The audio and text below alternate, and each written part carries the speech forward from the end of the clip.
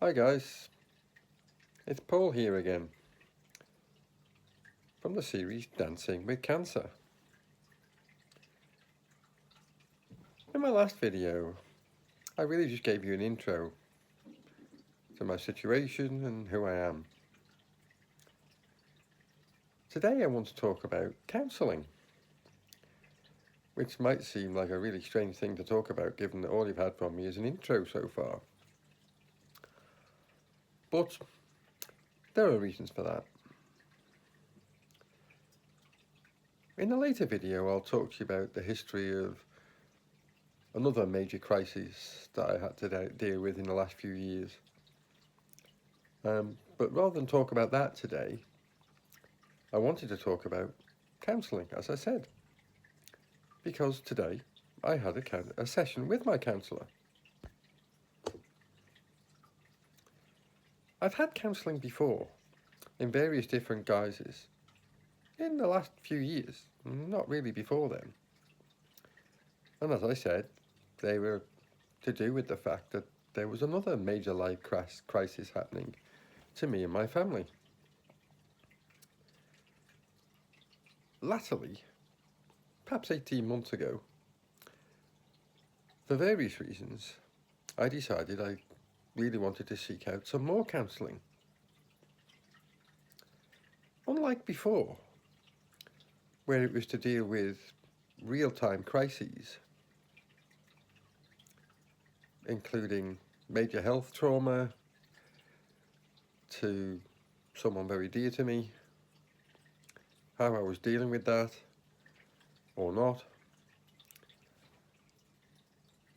and all the impact that that had on me and my family.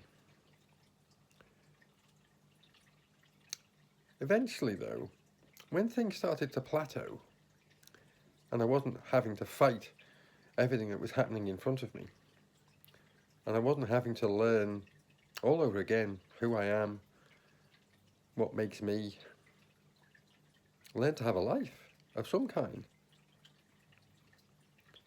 I realised that I'd reached a point where there were certain really dark things in my head,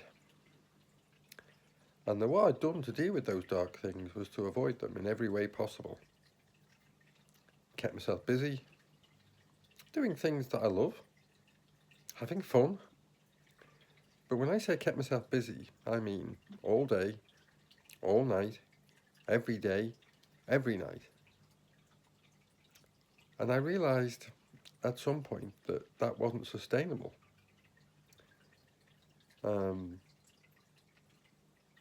There were various reasons why I reached that point, which I'll talk about separately sometime. So I felt like I had an unsustainable lifestyle, and I also felt that I had these unresolved issues that I was hiding away from. I used to describe them as being locked in a box underneath my bed. They weren't in reality. They were locked in a box at the back of my head. And I felt that the time was right, about 18 months ago, to open that box and try and deal with them. Some people said I was crazy to even attempt to do it when I'd reached a sort of plateau situation, and it appeared to most people that I was having a wonderful time. But that wasn't true. And as I said, I didn't see how it could be sustainable, physically or mentally. So I sought out private counselling for the first time. Yes, counselling that I paid for. As I said to a friend today when I was talking about today's session, and they asked me how much it was costing, I told them how much it was, but I added it was probably the best money I ever spent and was worth every single penny. And I stand by that. It had an incredible effect on me. Not just me either, those around me. It helped me to deal better with them and to help them deal better with the issues that we were facing. So having gone through that journey, like I said, 18 to 12 months ago of a period of counselling, and having found it so incredibly valuable and to some degree life-changing, life restarting, probably a better description. When this new crisis hit me, during a period when I had rediscovered myself, rediscovered life, had had a 12 months of crazy, amazing experiences, whilst not overdoing it this time, I felt it was a good idea to reach out to that counsellor again. And because of our history, they made space for me. And I made it clear what I wanted to talk about. It was, of course, cancer. Its impact on me, on my family, the journey to get me here, but much, much more importantly, the journey from now through discovering what the treatment will be, when it'll be, going through the treatment, the good times and the bad times, having to experience that treatment effectively in another country, away from my home, away from my wife, away from my sporting, social and other activities, away from my friends. And I realised that is going to be a massive thing for me. I felt fairly confident because of the journey I've had over the last 18 months or so that I'd manage it. I'd use the coping strategies that I've worked really hard on. But I also felt it would be stupid not to tap into the expertise of the counsellor that I used. Ultimately, by the way, if anybody wants to know about who that counsellor is, how you access them, message me privately. We'll work out the contact details at some point for me and the counsellor.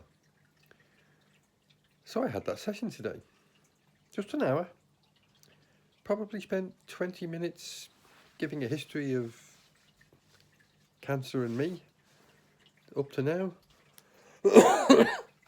and then 40 minutes on what's to come, how I deal with it. There was some brilliant, it was great to have that discussion, and that's probably my strongest message about counselling. Being able to have unbelievably open and honest conversations with somebody who isn't personally involved and invested in the situation has been huge for me. And I'd encourage anybody to try that. I'd encourage everybody to reach out and talk to somebody, to as many people as you can actually, to share the load.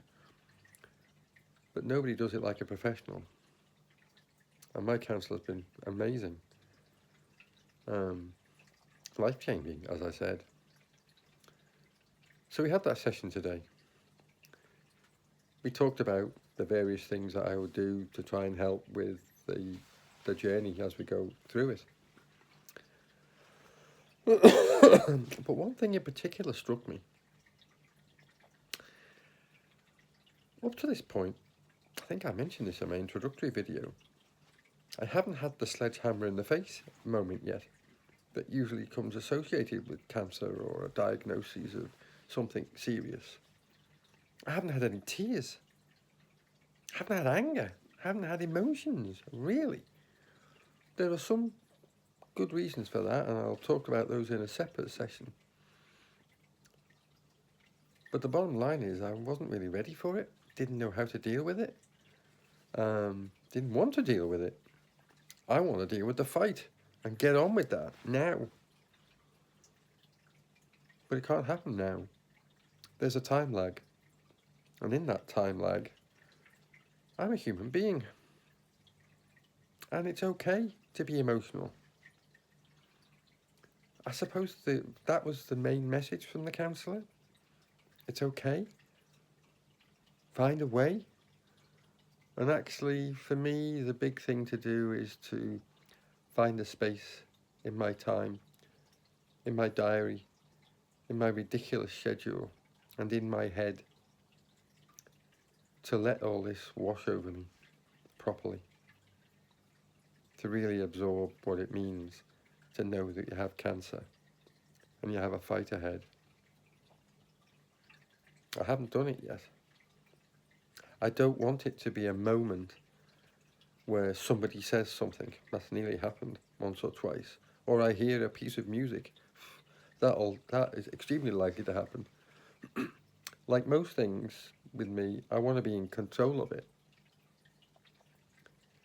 So I plan to set aside some time with nothing else to do or think about than this. I actually hope that it makes me fall to pieces for just a little while, because I know I need to do that. I'm maybe a little bit afraid of that, but I know it needs to happen. I know I can deal with it. I know it'll be unpleasant at the time, but I believe it'll help. It's okay to feel weak every now and then. It's okay to cry. I don't do it very often. On the few occasions it's happened in the last few years with things that have been happening, when it comes, by God it comes. And it's uncontrollable.